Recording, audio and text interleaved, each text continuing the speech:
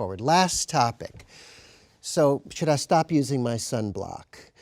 So the vitamin D data in colon cancer, is growing, and more information out there. Alan, new data being presented at this meeting. Give us a quick update on that, and we'll talk a little bit about vitamin D. You pick your poison. You either get melanoma or you get my squamous cell. Or you get. So there's been a lot of emerging data on vitamin D and its importance, its potential as a preventative agent or as an agent that may matter in the outcome of diseases.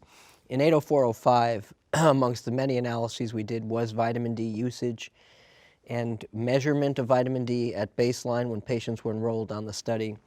And what will be reported by Kimmy Ng on Saturday is that patients in the highest quintile level of vitamin D are acknowledging that 80% of all the population is insufficient in vitamin D. So only 20% of people have what is considered at least even low normal vitamin D. The patients with the higher vitamin D levels had about a 5-month better survival than the patients with the lower vitamin D levels. Now, this is corrected for many, many variables, for longitude, for the time of the year the blood sample was collected, all these things that could affect vitamin D levels. It does not tell us that repleting vitamin D helps. It tells us, for whatever reason, that having vitamin D lower or higher matters. I think it's easy enough to replete vitamin D, and theoretically we might all benefit from having normal vitamin D, but that's a public health issue. You could argue what is the right cutoff for vitamin D as well, but this is a part of the research that the group at the Dana-Farber has done for many years. This was embedded in 80405, and it is a striking finding. Is anyone measuring vitamin D levels in their patients, and are anybody recommending oral vitamin D supplementation? There is actually an interventional study in the Northeast looking at repleting vitamin D in patients that are insufficient with high dose vitamin D versus other. We do at my institution. We measure it. Yeah. Anybody measuring it? Just Alan, out Only of when the interest, patient makes me. if right? 80% of people are deficient, insufficient, how is the normal actually established? The normal was determined, and that's a very complex. It was determined many years ago.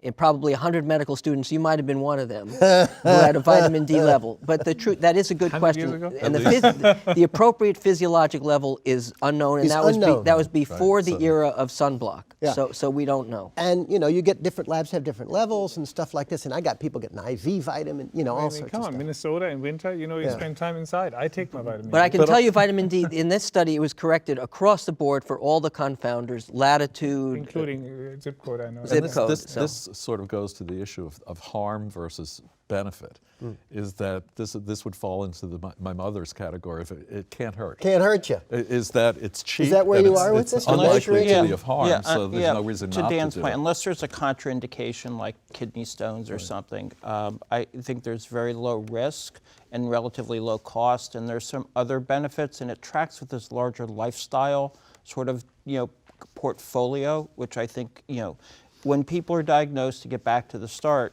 these are teaching moments, and I think it's helpful for them, and just raising the awareness, I think, has a lot of other good things to go with it. Get off the couch, stop watching TV, get outside and run. Don't drink sweet beverages. Don't drink sweet beverages. Don't enjoy life, in other words. Yeah, exactly. Stop living. All right, guys, this is the